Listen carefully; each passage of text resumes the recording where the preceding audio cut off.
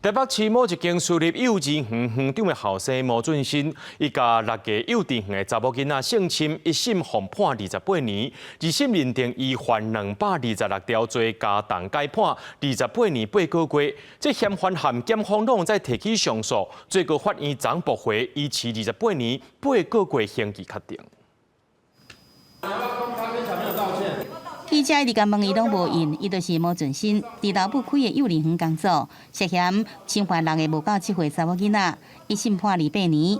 结果二审认为讲原判伤轻，认定伊犯下226条的罪，累计刑度是1291年，加重改判28年8个月，经最高法院驳回上诉定案。被告不服原审判决，上诉于本院，主张原审量刑过重。本院审理后认为，所谓量刑即定应执行刑，并未违背罪刑相当原则。身为幼儿园园长后生，对2022年7月起犯案，因为敢承认有冒犯甲翕性影像，可能对囡仔性侵害。不过最高法院审理了后，认为二审已经说明，伊的犯行对囡仔身心发展造成无度抹灭的严重伤害，到即阵也无甲被害家属和解，以强制性交这罪名论罪，量刑甲判决无违误。谢谢法官帮我们公道。说真的，我们应该感到很开心、很高兴才对。可是，就身为妈妈，其实我却感到有一点悲伤其实一直都在。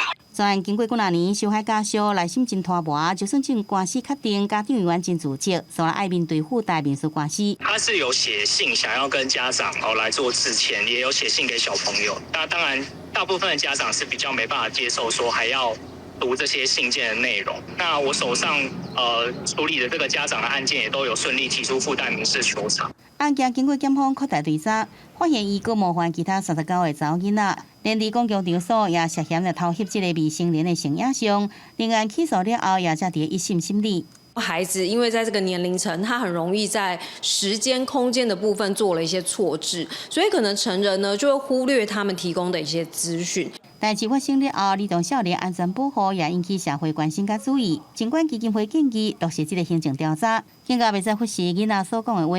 记者综合报道。